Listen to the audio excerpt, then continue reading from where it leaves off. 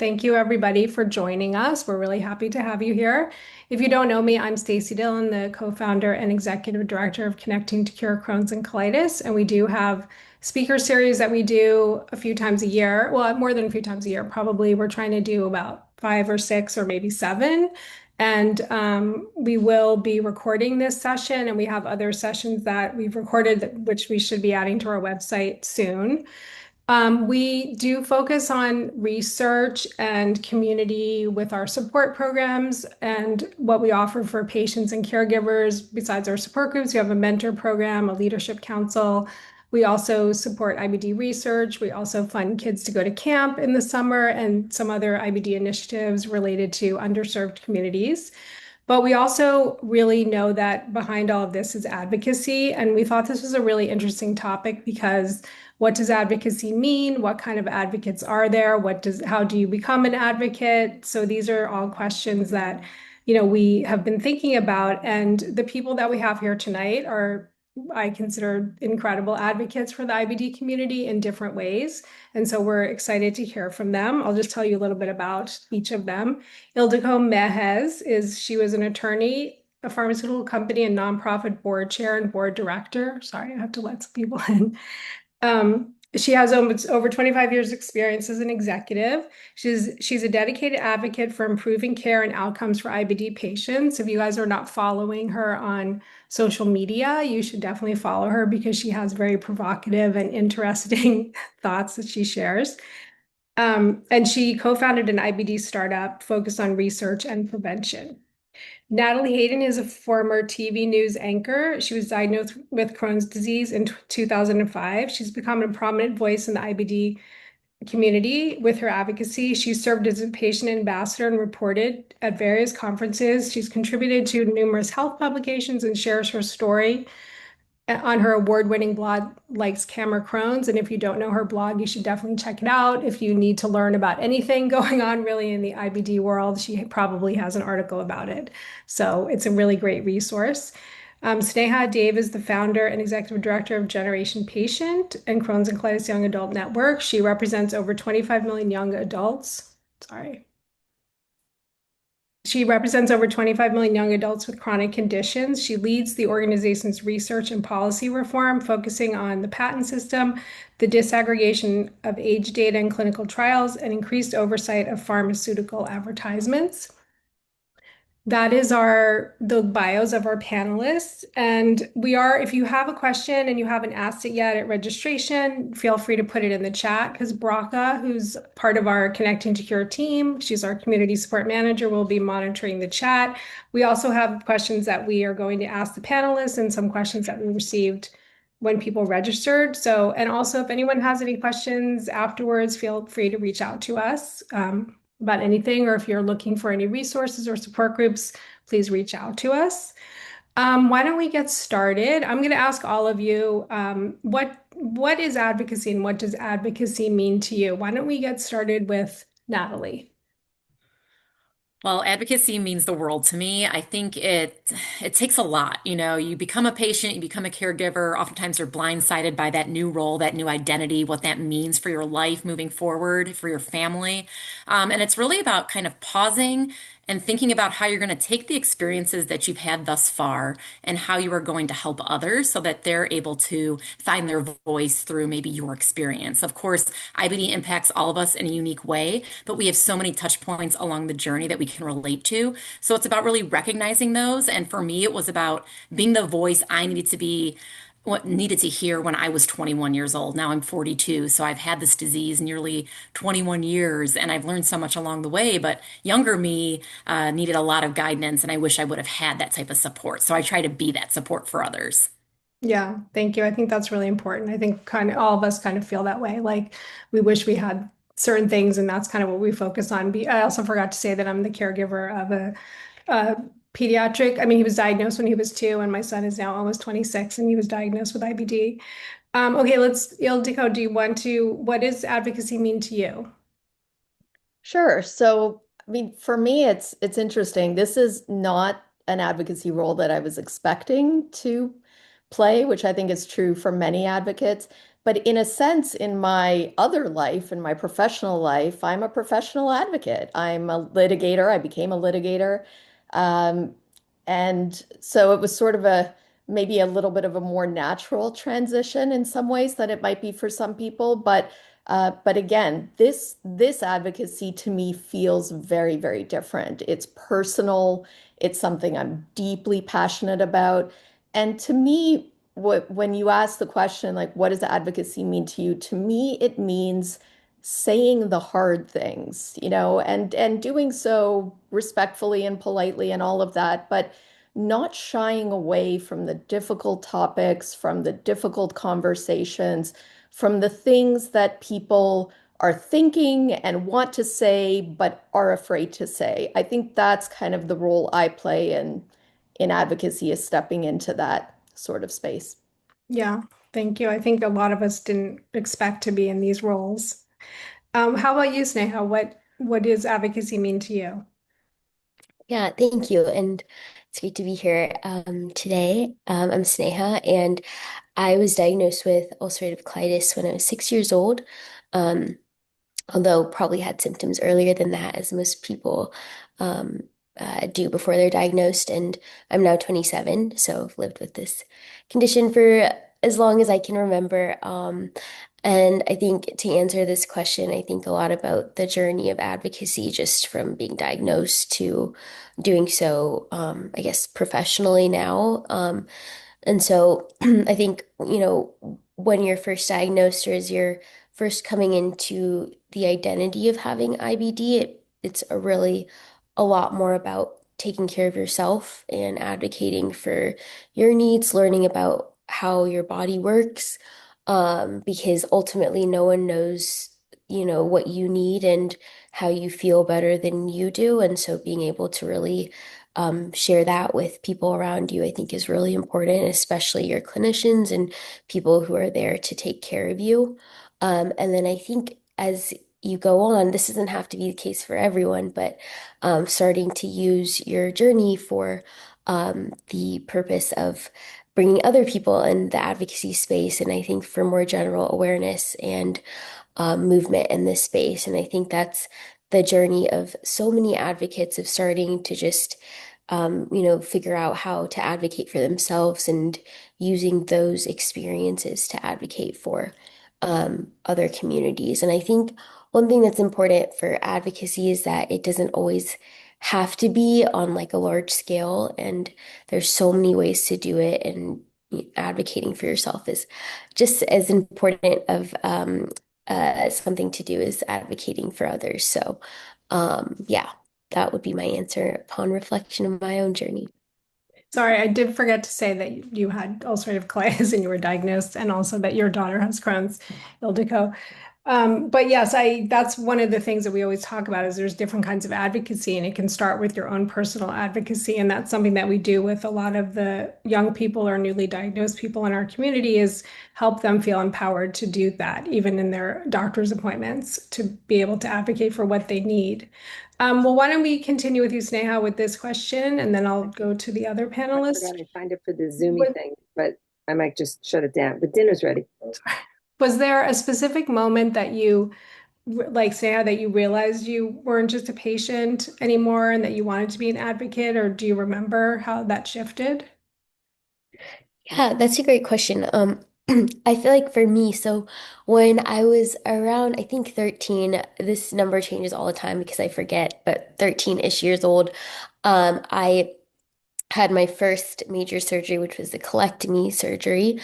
And so before that, I had a pretty just severe childhood and adolescence, and honestly, pretty lonely childhood and adolescence as well.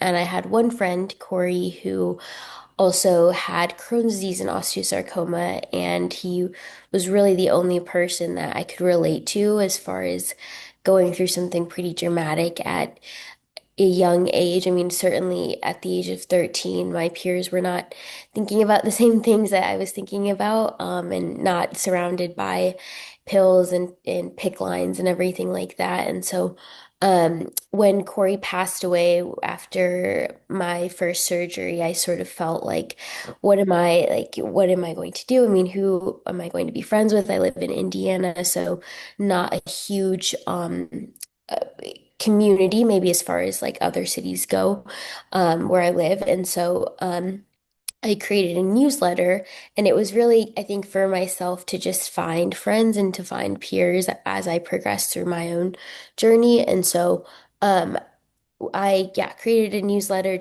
and this was a paper newsletter because at that time there was not like MailChimp wasn't popular, like all these online newsletters weren't as popular. And so I would just mail them to anyone that I could find that had IBD through Camp Oasis, through putting them at my clinicians' hospitals. And there were things like, what are your favorite clear liquids before a scope or things like that, or just sharing the story of other young people with IBD. So I think it really began because I was seeking community and really wanted to try to find and connect with other young people with IBD, especially at that time when there was not social media and it was just a lot harder to find real stories of patients online.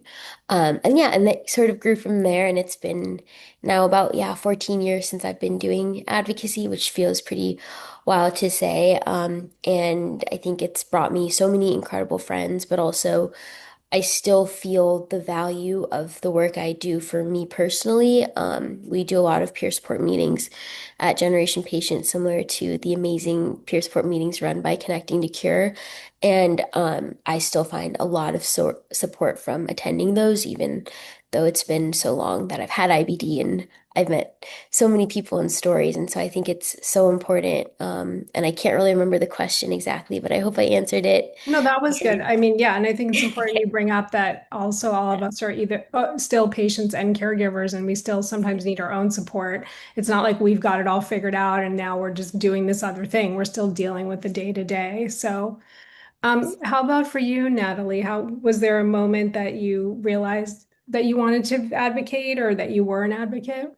Yeah, there was certainly a turning point in my patient journey. So, to give you a little bit of background for those who don't know, I graduated from Marquette University in May 2005, and I got very, very sick after college graduation, but I had hopes and dreams of working in television news. And I had interned at CBS Chicago for 2 years, unpaid, commuting to the city from the suburbs.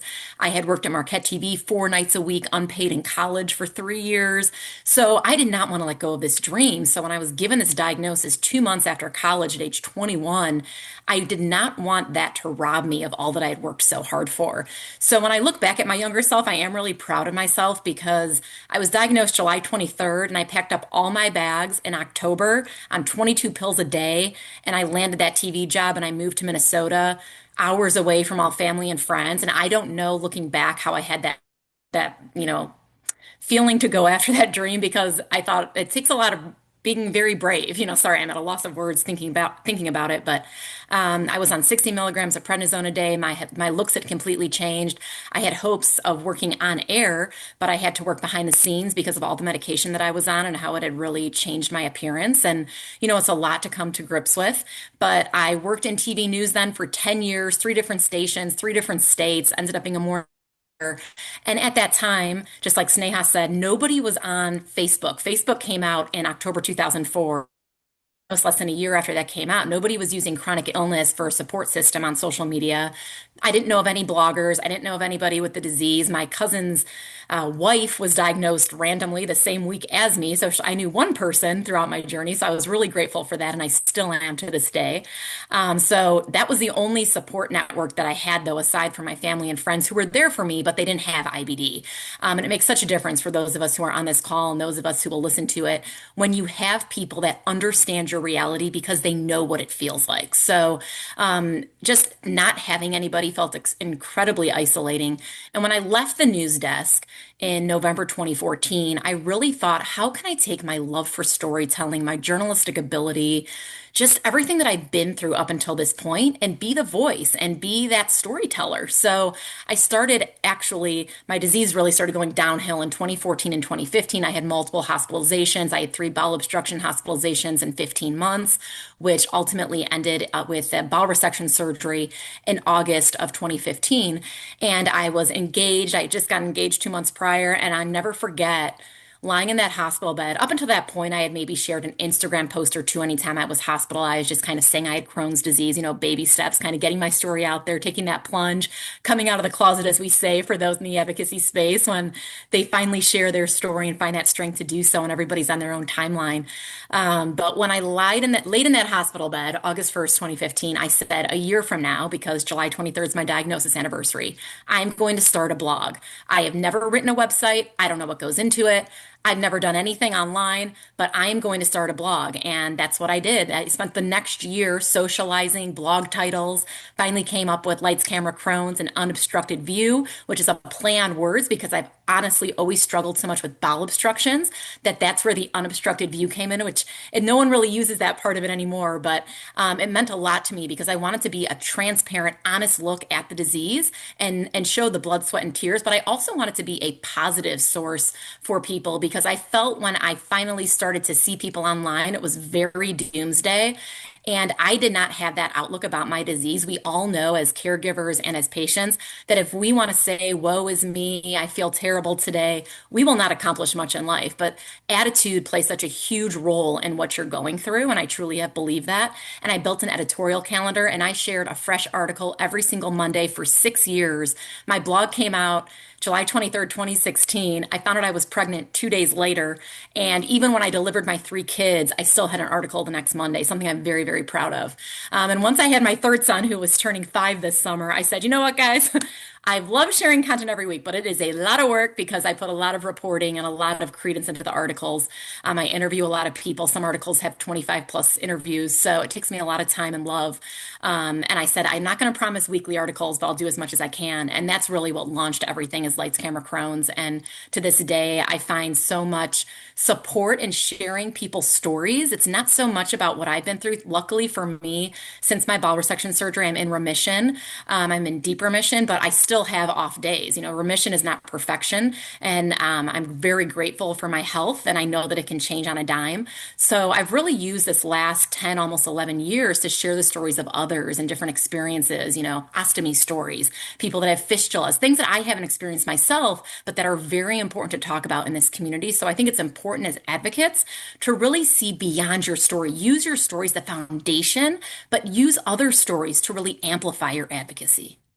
Yeah, that was a really great answer. I think, yes, your articles have been like very informative for people because as we know with IBD, there's so many aspects to it. There's so many different things like fistulas, obstructions, like diet, extraintestinal manifestations, and you do a really good job of finding people to, share their stories about that and adding in your own story. But I also wanted to say I really did feel that when you said that you were diagnosed right after college at 21 and you went and moved to Minnesota, and it's like, think about even just not having a chronic illness and doing that, like it's scary. And then on top of it, you were just diagnosed and it's really commendable. And then just to see how, how you went through that and this is what you're doing now is really, I think it's inspiring.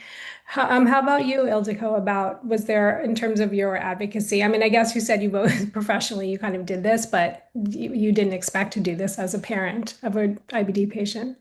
No, and I also just want to echo, I love that so much, Natalie. That is so inspiring, and Sneha too. I mean, I am endlessly inspired by you both, truly. I think, I'm the one on this panel who's a parent and not a patient, so I don't know what it is to experience it myself.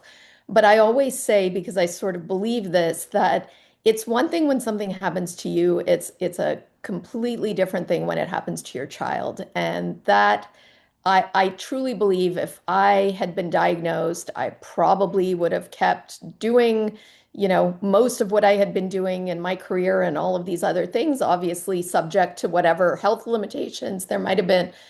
But when it was my daughter, I went full time into research mode. I had some capacity to research. I believed that that was something I could do, right or wrong. And for what it's worth, and especially in the world, that we're living in now, and as it's changing, with AI and so on. I mean, I think there are going to be a lot more people like me. Maybe 9 years ago, it wasn't as many people, but nowadays people are going to dive into research, and that's what I did. So I didn't initially start out advocating. I really started out researching.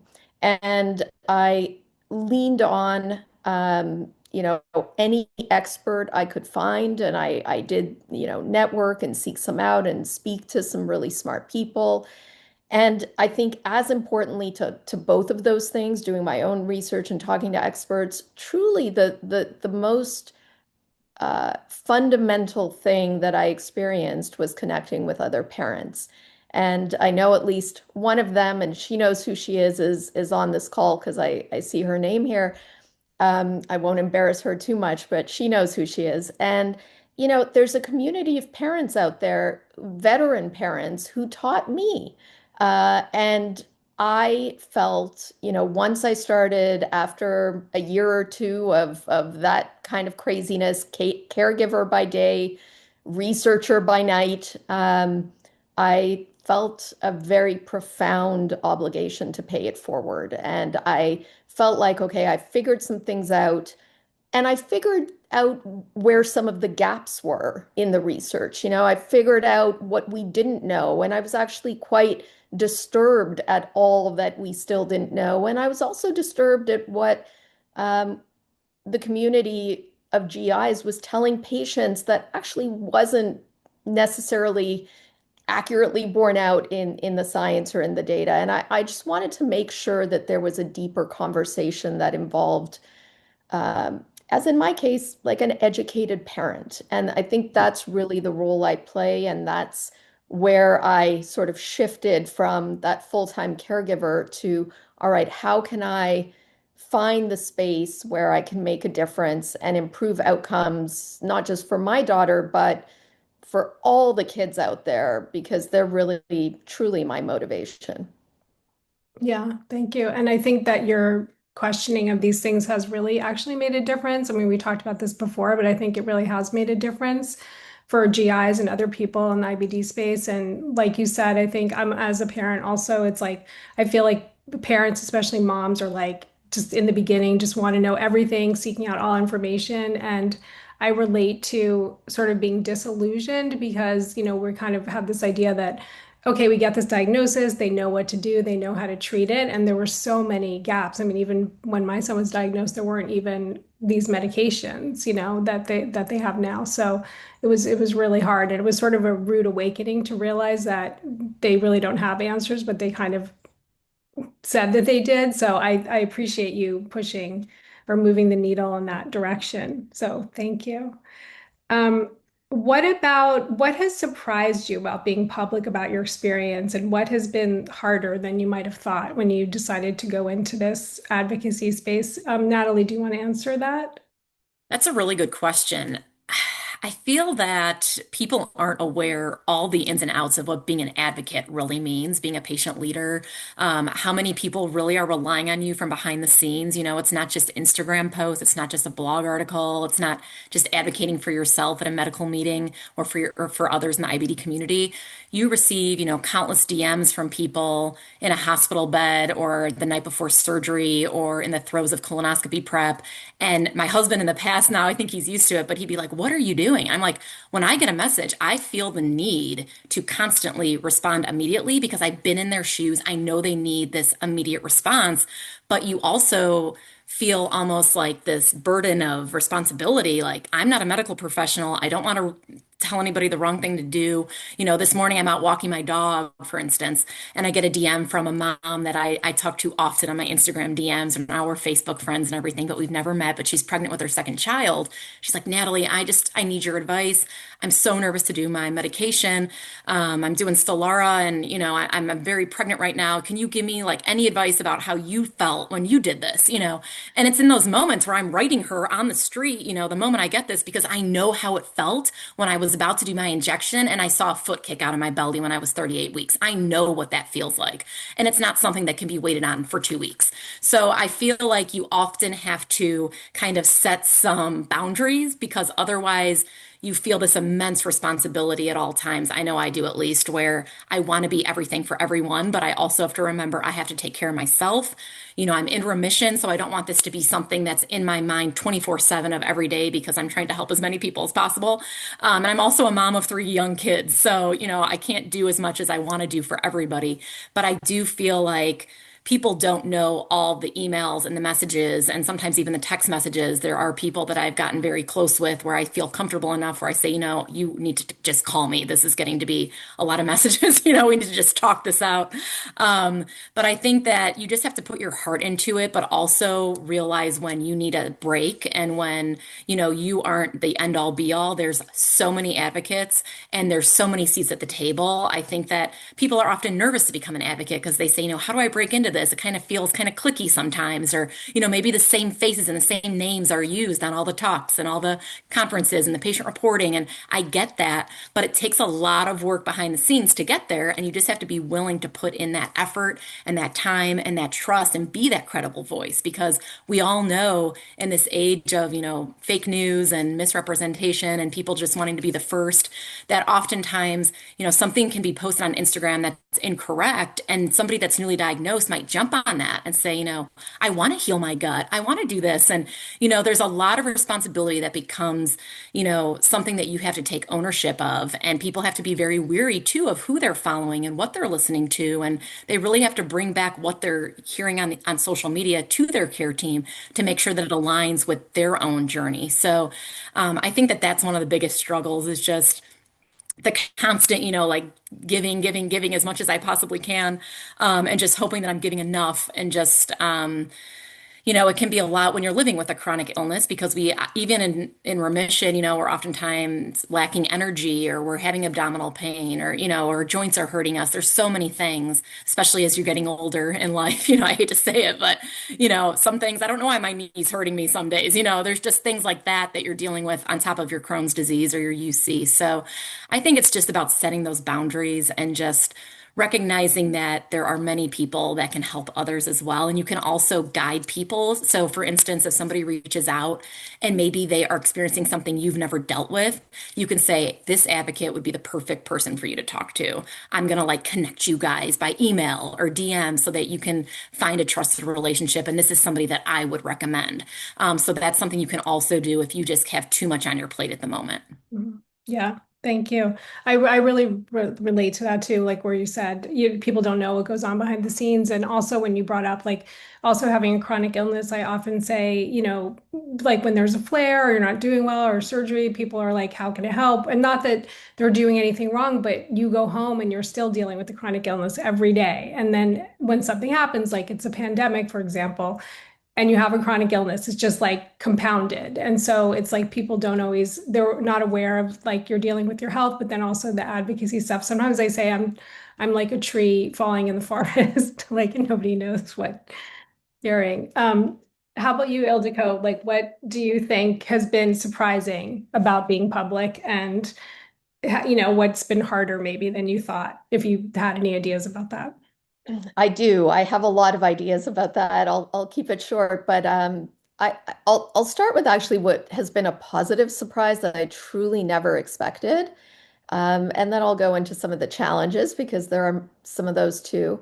But the positive surprise is just the genuine human connections of people that I literally met on then Twitter, now X. I mean, it's shocking to me, or Facebook for that matter, right? In the earlier days. So of actually connecting with other people, and I'm not talking just parents and patients, gastroenterologists, researchers from literally around the world, some of whom I now not only have met in real life many times, but they're actually friends. I mean, these are genuine connections, and that surprised me. I'm old enough to remember a time before social media, so I think I really didn't expect that, and that's been very positive. I think what's more challenging is I'm surprised by how hard it is to move the field in the right direction. It feels like some days just an impossible monumental task. And then other days, I'm I'm motivated and I'm like, we can move mountains, we can do anything, but it's hard work. There is a lot of incentive to maintain the status quo in a lot of different ways. It sometimes feels very lonely to advocate against the behemoth that is the status quo. So that to me, I would have thought, hey, I'm a professional advocate. I've read the studies. I can speak, about the data, and I thought that people would want to come together to do the right thing for patients and families. And I found that that is not always the case and harder than I thought. And I think in hindsight, that's probably me being more naive than anything else, and maybe expecting that in this space, we're not in a business context. This is the world of, trying to help sick patients, but there ultimately still are, incentives, financial and otherwise, in every facet of IBD care, and that is okay and it may be necessary, but I think that that aspect of moving the field, even in very obviously positive, and I'll just give you one example, I started out sort of talking a lot about diet. These days, I talk a lot about intestinal ultrasound because I think it's like really low-hanging fruit to improve care because it's a non-invasive monitoring technique and you can make faster decisions, better decisions because you have more information with your doctor. It's remarkable how much progress has been made, but it's also remarkable that it's not moving faster. And I'm very involved in a number of different ways of trying to get, intestinal ultrasound adopted and people trained to provide that at more centers. It's incredible how difficult it is to get centers, even pediatric centers and gastroenterologists, even pediatric gastroenterologists, to actually commit relatively little time and resources to training, and to deal with the internal politics of it all. So things like that are harder than they should be, but still important and necessary work. And I think that's why we do what we do. Mhm. Yeah, I thank you for sharing that. I think that's really good to point out. I feel like that too. It's like everything's so slow, and I'm still always surprised at, intestinal ultrasound is not being used in so many locations, but so many things. Like parents who might come to our group and they say, the doctor wants to put her on steroids, but like what? Okay, but like what? We try not to. They try to supposedly try not to use that anymore, and there's a lot of available medications, but it happens so often. And of course, there's a lot more diet information now, but doctors still saying that, they don't know what to say about that. So yeah, that's definitely been one of the frustrations too. How about you, Sneha? Do you feel what's been surprising about you being public and what's maybe been harder than you expected in terms of being an advocate? Yeah, I mean, I think to Ildiko's point, there's so many positives about being able to connect with people from all over the world, really. And I think connecting on some of our greatest vulnerabilities is just incredibly powerful. But um, I will say there are a lot of hard things in this space. I think especially moving from sharing my own story to running an organization, it's very, very different. Um, I think in a lot of ways, I've had to sort of figure out what is the most important for my advocacy and what the outcomes I hope to accomplish are. I think there's a lot of patient advocacy fluff, for lack of a better word, in this space, which is incredibly difficult when you as a patient feel the urgency for certain outcomes and for certain systems to change. And I think to Ildiko's point, it's very hard to come to terms with sometimes the profit first motive for the space, whether that's which therapeutics are prioritized, which research is prioritized. Um, and I think that can be really, really challenging. And also, I think that is all the more important for patients and advocates to be able to break through, what conflicts of interest exist, who's driving what advocacy platform, and to share your story and to share your voice as far as why that is a good thing or a bad thing. And I think it's so important for patients to understand the full story of what you're advocating for. It is very, very difficult. I mean, there's some organizations that are stood up entirely by industry and have the word patient in them. Like, I'm not going to say which organizations they are, but it's very, I think it's very, very important for patients and advocates to understand who's driving what platforms. And I'm talking a bit more from the policy lens right now, but I think in general, because as a patient, I mean, you would want your advocacy and your story to be used in a way that is going to most impact IBD patients, and that's not always the case. And so I think that's something that I've learned, especially being an organization that does not take industry funding, and being in spaces on the Hill within agencies regularly where we are, sometimes countering exactly what certain patient groups are saying. And so I think that's been really, really tough. And I will also say we are a young adult patient-led organization, and so our credibility is a lot harder. And for I'm sure there's some younger advocates in the room too, as far and I think just being taken seriously for your voice is very, very difficult, particularly for pediatric patients where a lot of times we're not seen as people who can drive change and have our stories at the forefront. And so I think that's a really, really important part too, is understanding the challenges with age. And again, that's all the more important that we need younger folks advocating and sharing their stories and being in the room, because there's a lot of need for pediatric, adolescent, and young adult IBD patient advocacy. So yeah.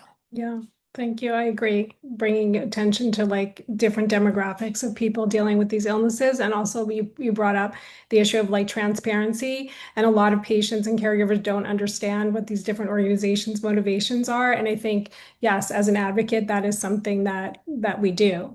And I think it's just really important. Like I always say that advocates kind of exist in the space between the patient and the medical provider and even like industry to help because doctors are busy and they can't address all of these things. And so I think it's really important to kind of work with doctors and patients in that way because we can sort of bridge the gap between those two different communities.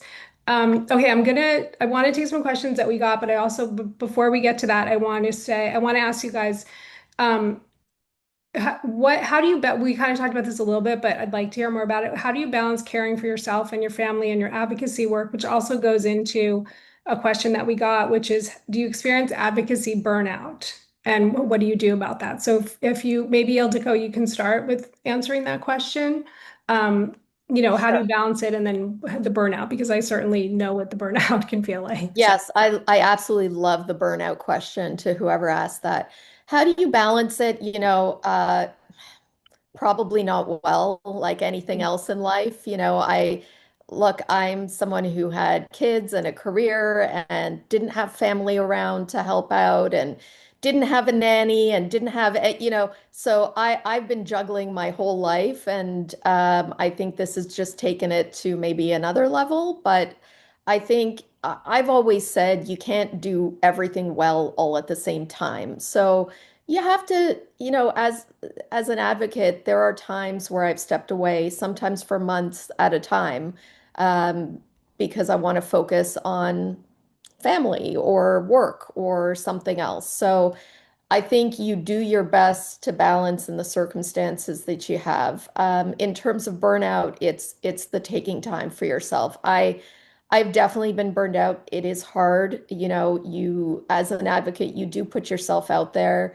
There's a lot of positives that come with that. There's also, criticism that you get and negative feedback that you get. And I'm not typically, despite being an advocate, that's in a professional setting. I'm not out there on social media. That's not who I am normally. I only joined Twitter for precisely this purpose.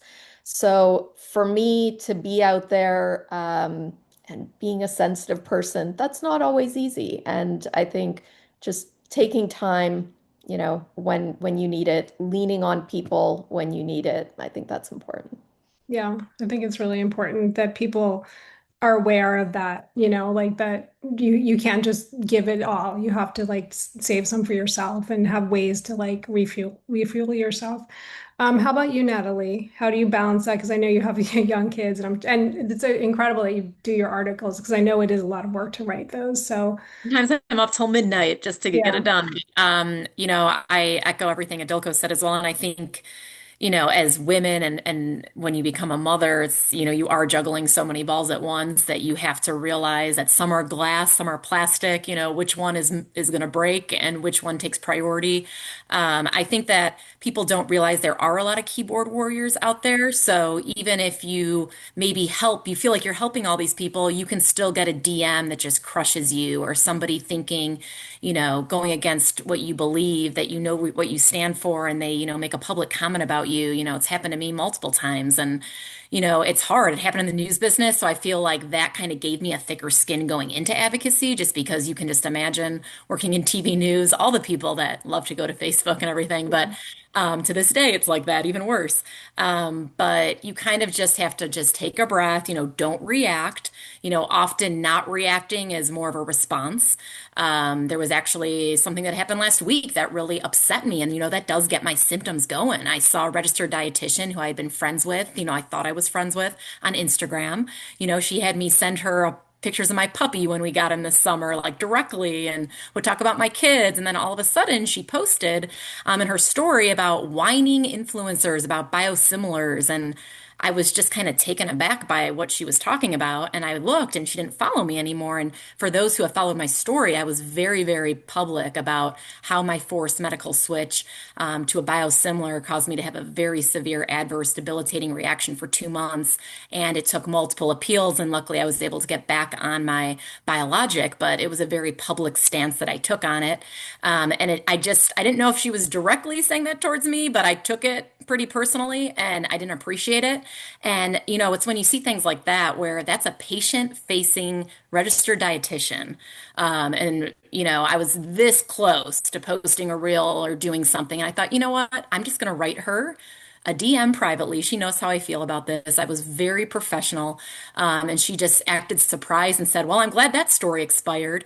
And rather than taking responsibility or sharing something to patients who saw this, she just kind of was like grateful it went away. And that's not what you can do with social media. Words have power. yeah, Every single thing that you share, every single time you put your face there and you make a video or you take a stance on something, it sticks with people. So you have to remember that. And that's your reputation. So, you have to be very careful with what you say, what you share, because everybody's going to have an opinion, and you have to be ready that if you are going to say something that's maybe a bit controversial, that you are going to get some flack.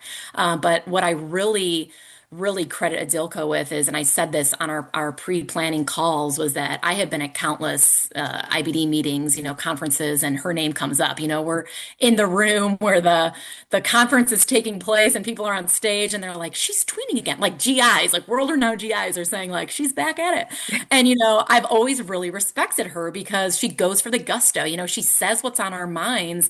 And she is, if I was a child and I had IBD, I would want her fighting for me. Like that's how I feel. And if my kids have, God forbid, are ever diagnosed, like I always tell people that are on the fence about becoming moms or dads themselves because of their IBD, I say, you're going to be the best possible advocate for your child because you understand this reality.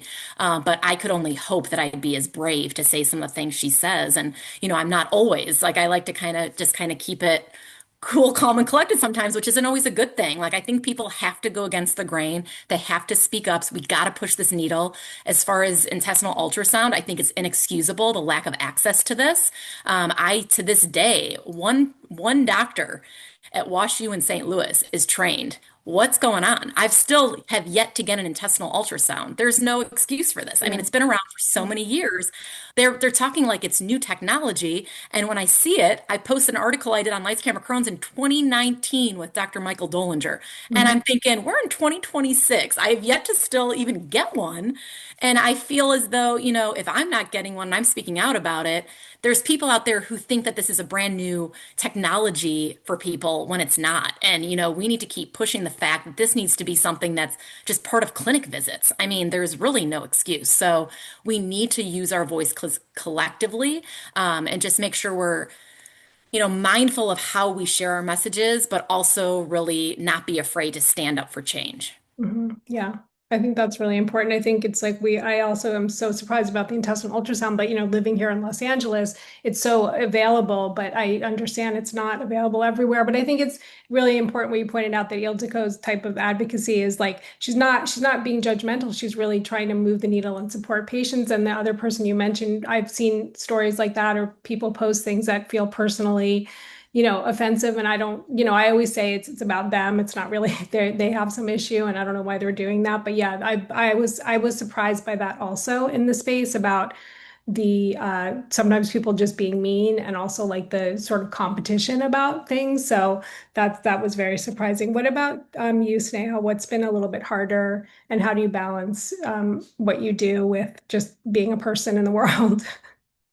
Yeah, I think I've gotten better at this in the last 2 years. Before that, I think building generation patient was almost a form of therapy, which is not always great because I think, you need to sort of have or develop a life outside of advocacy in many ways because that will fuel um your advocacy or it'll just fuel your well-being in general. It doesn't, and life does not have to be about advocacy. I think that's really important, especially as an IBD patient.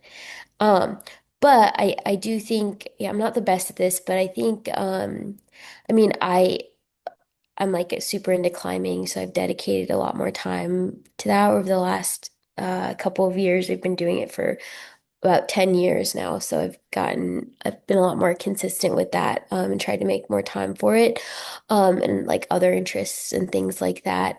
I also think as far as like dealing with the potential negativity that can come with sharing your story, I mean, it's just inevitable, but, I mean, I think you'll learn to develop thicker skin. Maybe I feel like I sort of have because I think I just always go back to, what are my intentions and, why am I doing this? And I have no ill intentions and I have only the best interests of the people in my community in mind. And I think that's something that is important to continue to go back to. And I also think like, you will make mistakes throughout your advocacy journey, and there will be things that you wish that you did differently, and that's okay because that's part of you growing as um, a representative of the IBD community.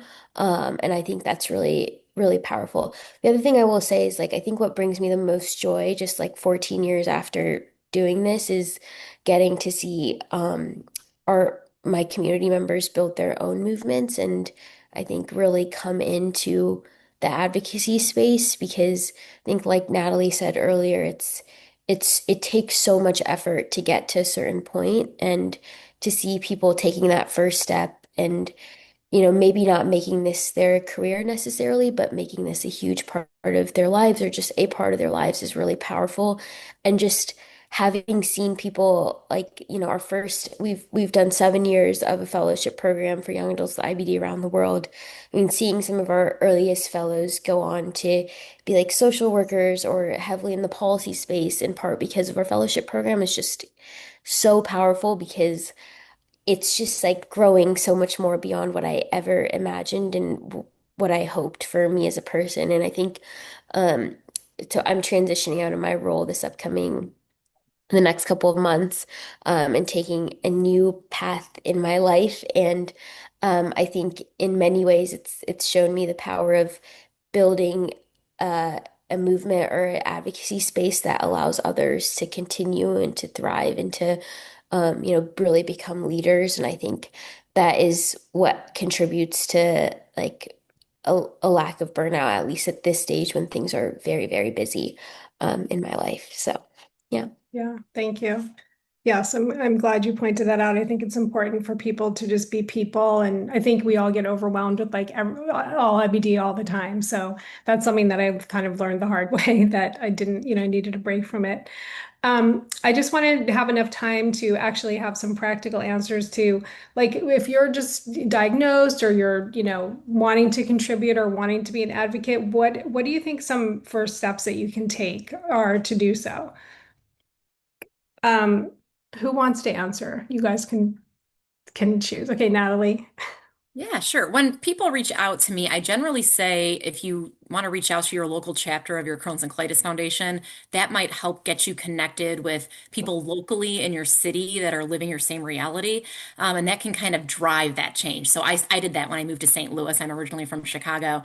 And when I moved here to be where my husband is, that's when I got really sick in 2014, 2015. So I needed that community. I didn't have anybody with IBD that I knew, and the Mid-America chapter was right there for me. And I created a lot of friendships, and just having people locally that you can rely on.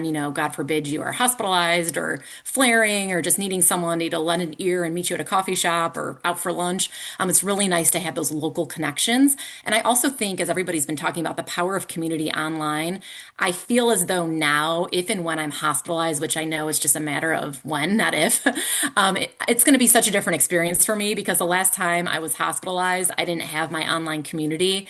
I had maybe posted a couple posts and just some close friends and family had seen them. But now, if I have this next flare up or surgery or hospitalization, I can't even imagine the amount of support I'm going to have. And that just knowing that brings me such comfort and peace. And I feel that when you've been through this for decades and you see the highs and the lows and the hurdles that you have to go through and the detours along the way, I'm really not scared of the next flare up, to be honest. It's like, I know it's probably inevitable. I've been riding this remission for almost 11 years. And I'm super grateful for that, but I'm always waiting for that other shoe to drop. You learn how your body speaks to you through symptoms. And I think if you want to be an advocate, the first thing you have to do is kind of take that plunge and share your story. Somebody needs to hear it. You might impact one life, and that is enough to impact. And then that one life, it's like a ripple effect. They know somebody, their cousin has IBD, and then you slowly start growing and growing. And before you know it, you have thousands of people checking out your stories, reaching out on social media. It takes baby steps. And I think also you have to remember it's not about followers, it's not about likes, it's not about engagement. The algorithm is against us, okay? Unless you're paying for followers, you're paying for your stories to be seen, sponsoring things, they are not going to get the views that you want them to get.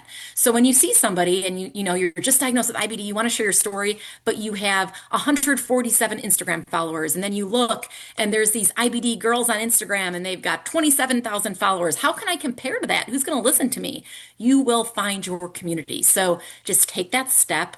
I think veteran advocates like myself are always looking to kind of help those that are starting to, want to get out there. They want to share their story. It can be as simple as offering a quote in Lights, Camera, Crohn's, and then your name's out there, and I can share it. You can share it, and it's just that cross collaboration. I think collaborating with fellow advocates, you can really amplify voices, make everybody feel seen. This disease does not discriminate. It targets you no matter what gender you are, what racial background. We know no borders, so it's important that people feel seen, and they might not feel seen looking at me. They might feel seen looking at somebody else. So I can guide you, I can direct you. We can all do that for each other. So it's recognizing that it's okay. We all had to start where you are. And I think once you open yourself up for support, you realize how much support is going to come your way. And that's something that I've really realized along the way. Yeah, thank you. I think that's really good advice, and especially I always say, even if you just help one person by whatever you're doing, and then beyond your story, you might get interested in a certain aspect of IBD. Like Ildiko got interested in, like, why is research not really addressing these things? What are the gaps? And Sneha got interested in policy, and you got interested in a lot of things and sharing resources and education. So I think you start by doing that, and then you'll find the way you want to go. What do you think, Ildiko, about that? Yeah, I was just going to say, I have, in addition to all of that great stuff, I don't want to repeat any of it. So, like, two additional things. One is, I think you have to ask yourself why you want to get into advocacy. I think that's kind of the first step because for a lot of people, and there's no right or wrong answer, by the way, to that question, but for a lot of people, it really is about community. That wasn't really it for me. For me, it was I want to see transformative progress, like not, baby steps. And here I am, we're talking about ultrasound, which I think is like a no-brainer. It's a little bit of a baby step. It's certainly not a cure for anything. But I think I got into it to do something transformative. And I think we have to allow space in our community for all different kinds of advocates and all different kinds of voices. And it's another thing I advocate for is advocating for new advocates, advocating for new voices, advocating for a variety of voices. But what I would say to somebody who's interested is really think about, why you want to do it, what your skills are, and that can be absolutely anything. You're good with people, you're outgoing, you're a good communicator, you're good at, I don't know, science, you're good at something. Figure out what you're good at and figure out what the unmet need is in IBD and like insert yourself into that space, connect with people. And you don't have to do it all at once, just reach out, just start somewhere, put one foot in front of the other. But I want to encourage everyone before we kind of call it a night here, just to do the little things, but also to dream big at the same time, because I think we need more of that in this community. Yeah, I like that. Yeah, I think that's really important to not get discouraged, although we often feel discouraged, but just to keep going, to keep doing what we're doing. I think that's really important. What about you, Stan? Do you have any advice about Yeah. starting out to be an advocate? Yeah, I can be quick because I know we have 3 minutes left, but I'd agree with everything Natalie and Ildiko said. And I think one thing that's also important to note is that advocacy does not have to happen on social media, even though that is the most accessible and very, very powerful way to get out there and to find people and to, I think, almost in a way, like allow people to sort of find you and find your journey. I never really, I don't think I ever advocated through Instagram. In fact, I thought I didn't have an Instagram, but I was told 2 days ago that I do. And so I don't know the password. So hopefully, well, anyway, but so that just gives you the extent to which I don't really, use social media except for LinkedIn for policy and fundraising purposes. But I think, I think going back to what Ildiko said, I think figuring out like why you are interested in getting in advocacy. And I think pragmatically, there's also a component of if you are wanting to make advocacy your full-time job, just be really mindful that it is very, very difficult to do. And especially if you have IBD, there's a lot of considerations like health insurance, things like that.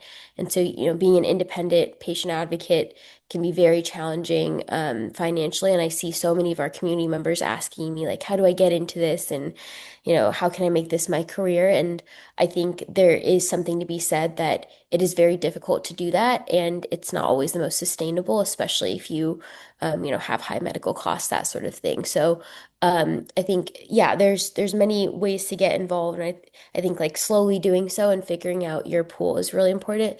Last thing I'll just say is I think it's very, very important to look at the evidence and really try from the beginning to have an evidence-based advocacy framing because a lot of times like we aren't taught to read research studies, like we aren't taught to research policy. And I do think that that is something that can be learned by any patient and any advocate. And so I think taking the time to like dig through research studies and dig through policies is important. I mean, all of our policy work at Generation Patient is not done by experts in this space. It's really been by us researching studies, looking at different agencies, their rules, their, essentially their statutory authority. And I think that's really important as an advocate is like your story is so, so crucial, but also so is pairing that with the evidence that exists.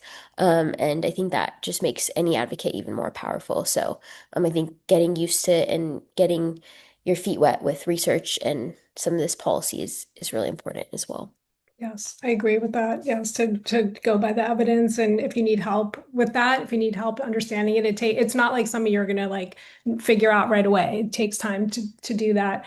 We're almost at time. We are at time, but I want to ask. Well, there was one question in the chat. Maybe you know the answer to this, Ildiko, about ultrasound. Um, Oh, you Yep, just one. I Okay. just put an answer Okay, good. in Thank you. in the Thank you. tweet. Yeah. And there's also some other questions that we didn't get to from the registration, and we'll follow up. Braca and I will follow up with you guys about that because we also have resources about some of the questions that people asked, and we can provide those to you. But before we close out, I just want to know if you guys can just like briefly say, what do you think powerful advocacy looks like in the IBD community 5 years from now? And if you could maybe touch a little bit on, we talked a little bit about it, but just like personal advocacy, advocating for your own health or your child's health. Ildiko, do you want to go? Yeah, I mean, I think that's a really great question. I've actually been ta- taking a step back actually to watch the world change a little bit. And I've been very consciously doing that because I think we are going to see a lot of changes in advocacy, in the next 5 years, what we're advocating for and also how we're advocating. I think is going to change a lot using, the new tools, AI that we have available to us. And I think we should all be trying to think about and sort of experimenting, playing with these tools to see how can we use them to achieve the goals that we all collectively want to achieve, right? How do we use these tools to our aims? The other thing that's going to be very different is that we have just a plethora of drugs, both on the market and in the pipeline that are coming to market. My personal opinion, none of them are any better than anything that's on the market today. It's all kind of more of the same. But there's just so many drugs on the market that advocacy is going to change. My advocacy is going to change because I think there's going to be a tremendous amount of confusion both in the GI community and the patient community about when do you prescribe which drug to which patient. So we really have to start working on trying to figure out. Another thing I advocate for a lot that we haven't had a chance to talk about is kind of N of one, like personalized medicine. We've been talking about it for decades. Nobody really does it. They do it a little bit in oncology, but we really have to get better about trying to figure out these IBDs. There's a spectrum of IBDs. There's perhaps different diseases. How do we really figure out, how do we, when somebody's diagnosed, what tests can they go in 5 years from now and get done that is going to personalize their treatment? That's where we need to be advocating now for what's going to happen in the next 5 years. I think that's great. I'm glad you brought that up because yes, they've been talking about precision medicine and personalized medicine for years, and I don't feel like it happens very little ways that it's used. How about you, Natalie? What does it look like for you and thinking about 5 years from now? Yeah, well, first of all, I absolutely love what you had to say there. I couldn't agree more with that. Actually, at ACG in October, the doctors were even saying there's already so many drugs on the market. It's like we used to have the problem where there weren't enough. Now it's almost too much noise, and which is the best to prescribe? Now they're grappling with that. So, with even more coming down the pipeline as a patient, yes, more options can be great, but then it's also, which one is the right one to choose? Which one's going to target this patient's disease the best? And it just becomes very complicated. I've often hear from patients all the time. They'll give me like three different biologic drugs. Which one should I go on? It's like, well, when I started this, I only had an infusion or injection. I didn't have, like 12 plus options, but it becomes complicated in a different way, of course. I think in the next 5 years, I want patients to not just be like part of the conversation. I think we always have to be part of the decision-making process. We have to be on advisory boards. We have to be shaping research and policy. We have to have a more of a seat at the table. It shouldn't just be like, oh, maybe it'd be good to get a patient voice here. The patient voice and the caregiver voice is critical in these conversations. It's invaluable. It should not be something that's just taken for granted. We can provide the perspective that's needed, and we have the real life experience to really drive change. So I think I'm hoping that in the next 5 years, we'll have those invitations, it'll be an obvious invitation. We need a patient or caregiver on this panel. We need them to speak in this presentation. We need them to be there in person. We need to have more panels like this where people feel their voice is amplified and that we are able to really make a difference in this community, and less stigma about digestive diseases, so people can feel more open about their stories. It's, 5 years from now, I'm hopeful for more change. I'm not one of those people, I really want a cure. I really do. But in my lifetime, I don't know. Since I've been diagnosed, I've always felt, will they ever be able to find a cure? I'm one of those people that you know, connecting to a cure. I'm hoping we get a cure, obviously. Crohn's and Colitis Foundation, everybody wants a cure. We all want a cure. But as a patient, it can kind of feel like, we don't even know the right biologic right now to do precision medicine. So how are we going to get a cure? So it can feel kind of doomsday in some ways because you just feel like, even my 7-year-old will ask me while I'm doing my Humira, are you going to do this like your whole life? And, I was told that in 2008 and not much has changed, like I guess, I don't know, so it's just, it can be kind of disappointing at times because you feel like you take 10 steps forward and then like 3 steps back. And then with everything going on with insurance and specialty pharmacies and forced non-medical switching, I hear countless stories where it's not a seamless transition, where patients are struggling and they've been in remission and it's absolutely heartbreaking. And as someone who has lived that reality, I can't begin to tell you how it feels when you're riding easy street, so to say, like I'm doing well, I'm on a therapy for 16 years, and then all of a sudden I can't even dance at my first cousin's wedding. I am taking pain meds to go to a PTO meeting. I'm coaching kindergarten soccer on pain medication, and I'm in remission, all because an insurance company deemed it that I should no longer be on a therapy that's working. Something has got to change. And I am a big proponent on, grandfathering in patients who have already been on a biologic and not forcing them to switch. And then those who are bio naive, those who have never been on a biologic therapy, let's see how they respond to a biosimilar. Their body doesn't know anything different. So it's just so many complicated areas right now. And it's a heated conversation in the patient community. And I know caregivers and care teams are really struggling with being inundated with messages. And, it is a seamless transition for many people, but it can't be promised. And that's where I think there's this disconnect because, I had many providers tell me, you're going to do great. Like, don't even worry about it. And they reached out to me directly and were like, wow, you proved me wrong. I'm so sorry what you went through. And now, I hear these stories day in, day out from people who are petrified to switch. They're misinformed, unfortunately, and calling them generics, which they're not. And you just hear this lack of education going on. And I just hope that in 5 years, patients and caregivers feel more empowered. They know where to turn. They know that when they take prednisone, their cheeks are going to get puffy. We get as advocates such basic questions. It's heartbreaking at times to think, why isn't the GI explaining that this is a universal side effect of prednisone? It's really scary how patients and caregivers, the onus is on our shoulders to become the experts, and that shouldn't always be the case. So I'm hoping for a lot more change in the next 5 years. Yeah. Thank you. Yeah, you brought up a lot of great issues. We're going through the insurance thing right now with the biosimilars. But I also think that, I have to say since, I've been in this space for almost 24 years now, there has been improvements in terms of patients and caregivers having a seat at the table. And I do think what you said, it should not even be an issue. It should always be there. But it was very siloed. I feel like when my son was first diagnosed, it was like the researcher, the doctor, the the caregiver. And I feel like that has improved. I feel like there's a lot more, conversations where they are inviting patients to share their story. Okay, Sneha, lastly, where do you see advocacy in 5 years from now?